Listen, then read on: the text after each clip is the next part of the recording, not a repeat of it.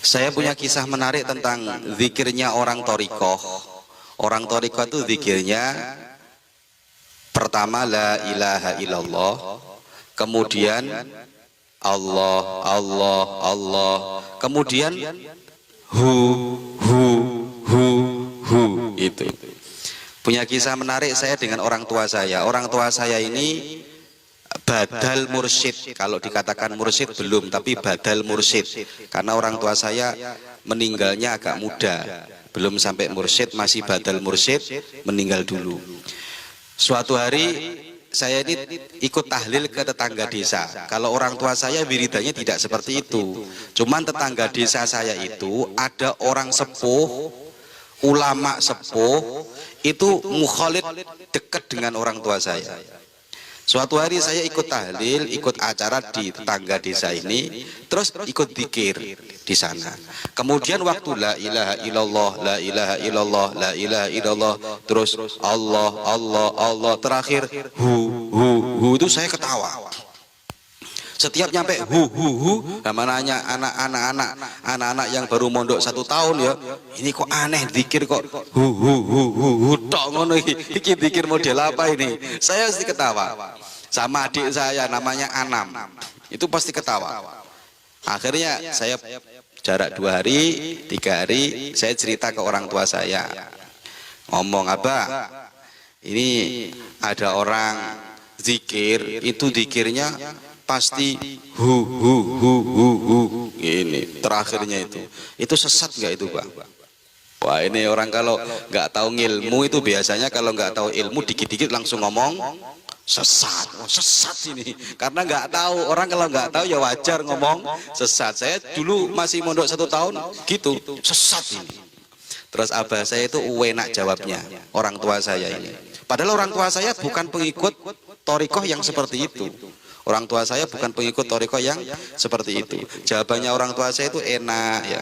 Jawabannya orang tua saya gini, orang lagi zikir itu orang yang lagi menikmati dekat dengan Allah. Kok kamu yang repot?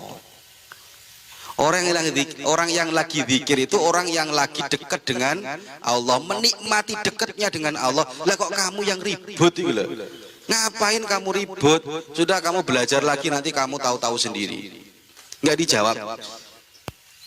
Akhirnya kita belajar 1 tahun, 2 tahun, ketemu dengan orang yang mampu menjawab ini, orang yang ngalim. Terus kita baru tahu ternyata. Jadi makanya orang kalau nggak tahu jangan menghukumi sesuatu yang kita tidak tahu. Itu penting. Jangan dilihat dari wah ini kayaknya sesat, saya nggak menemukan dalilnya. Asik dulu, sampai belajar dulu. Belajar dulu, ngaji dulu. Ya, sama dengan ketika saya curhat ke orang tua saya itu, saya diketawakan sendiri sama orang tua saya. Karena kita masih ya belum dewasa, itu akhirnya mentertawakan seperti itu. Ternyata la ilaha illallah kemudian jadi Allah, Allah, Allah, kemudian jadi hu itu Pak Rohim.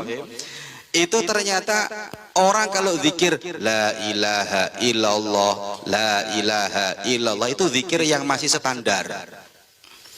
Artinya kan zikirnya kan tiada Tuhan selain Allah, tiada Tuhan selain Allah. Selain Allahnya masih ada nggak? Ada? Ada. Gak ono Tuhan selain Allah. Tapi bayangan dia selain Allahnya masih ada. Makanya dia bunyinya la ilaha illallah, la ilaha illallah, la ilaha illallah. Gak ono Tuhan selain Allah, gak ono Tuhan selain Allah. Semuanya gak ada kecuali Allah. Semuanya gak ada yang wajib disembah, gak boleh disembah kecuali Allah. Semuanya tidak ada kecuali tujuannya Allah.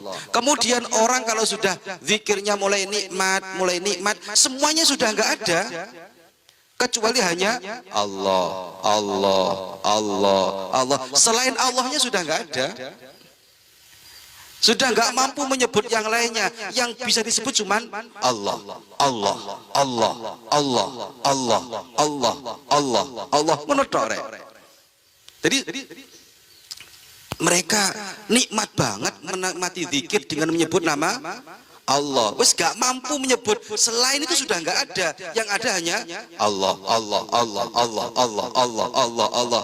Di budi terakhirnya dia sudah tidak mampu menyebut namanya Allah. Orang itu kalau sudah kadung nikmat itu nggak mampu menyebut namanya. Dia, hu itu kan artikan huwa. Kalau Allah itu isim dhohir. Kalau saya bilang Zaidun, itu namanya Zaid masih ada kelihatan isim dhohir. Tapi kalau sudah tidak mampu menyebut namanya, dia, hu itu berarti hati yang bicara. Hati yang bicara. Hu. Iku atine tok wis ngomong. Dia. Sudah nggak mampu lagi menyebut nama Allah. Ini kalau perlu wis nggak perlu ngomong, nggak perlu zikir sudah. Hatinya tok ngomong. Huwa itu artinya apa? Dia. Hu. Makanya kalau dalam Imriti itu ada dalam Imriti fa usyribat makna dhamiri sya'ni. Kayak sampean kalau baca kul huwallahu ahad, kul ngucapa sapa sira huwa utawi Allah. Huwa utawi Allah iku ahad, Maha Esa. Namanya dhamir sya'an. Dhamir sya'an ini dhamir itu artinya hati. Ad-dhamir fi dhamir. Makanya guru saya Lirboyo itu pernah menyampaikan ad-dhamir fi dhamir, faman lam ya'rif marji ad-dhamir falaisa bid-dhamir. Dhamir itu dalam hati. Barang siapa tidak mampu mengembalikan dhamir, maka dia tidak punya hati. Ad-dhamir fi dhamir. Jadi orang santri ngaji gak ngerti mengembalikan lafaz hu kembali ke siapa? Ke Allah. Ad-dhamir fi dhamir.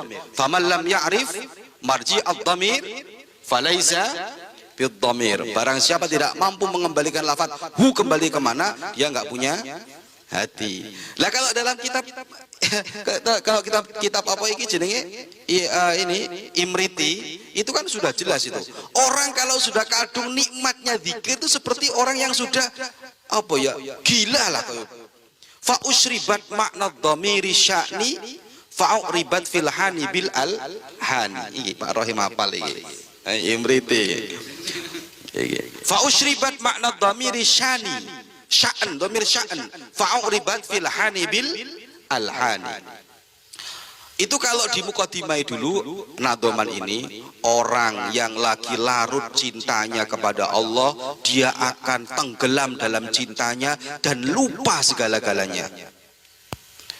Fa'usribat, maka dia diibaratkan orang yang lagi minum arak di depannya, kemudian dia ada nyanyian lagu-laguan bil alhani, ono lagu-laguan, ono apa gendang-gendang, ono tabu-tabuan, dia sudah nggak ingat semuanya. Sya'an sudah, ya nggak ingat semuanya. Pak Rohim seneng ke orang, Pak Rohim, Mbak mampu nyebut namanya saya, Fatimah, wes gak iso. Khadijah, wis gak iso. Sing iso ngomong dia. Gak mampu saya sebut namanya. Kalau tadi orang la ilaha illallah, tiada Tuhan selain Allah. Sik panjang. Yang lainnya sudah nggak ada, tinggal Allah. Nyebut Allah toh sudah nggak mampu dia, karena sudah seakan-akan sudah menyatu. Ini dia. Kalau perlu lagi sudah nggak nyebut namanya.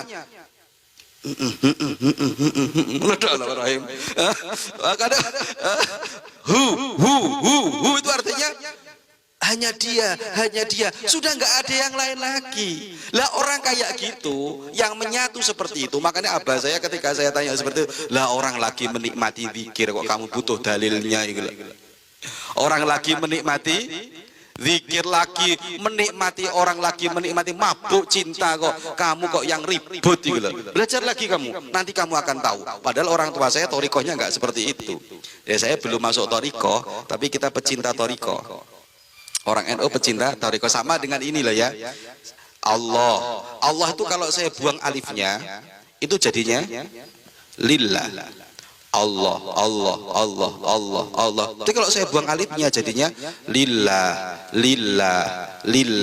Lillah artinya apa? Karena Allah. Itu kalau saya buang lagi lillahnya, tinggal lahu. Lamnya tak buang lagi dari lahu. Lahu sudah bukan isim dhohir lagi, sudah berupa isim domir, lam sama hu. Lahu, karena dia. Karena siapa? Orang sudah gak menyatu, ini sudah habis semuanya karena dia. Nah, dia itu siapa? Oh, kamu kalau nggak berani, nggak bisa mengembalikan kembali kemana? Ini domir ini. Kemana sih? Oh, kamu nggak punya hati. Belajar dulu jatuh cinta baru punya hati. Lahu sing biasa jatuh cinta iku mah ngerti ngene iki. Lahu karena dia. Terus sudah karenanya sudah nggak ada, tinggal dia tok, wis pokoknya arek iku wis dia. Itu kalau sudah perlu, gak perlu nyebut namanya.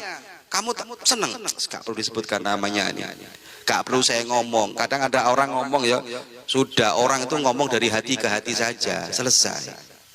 Makanya kemanten anyar itu gak perlu ngomong aku cinta kamu, gak perlu. Meneng tok dadi anak.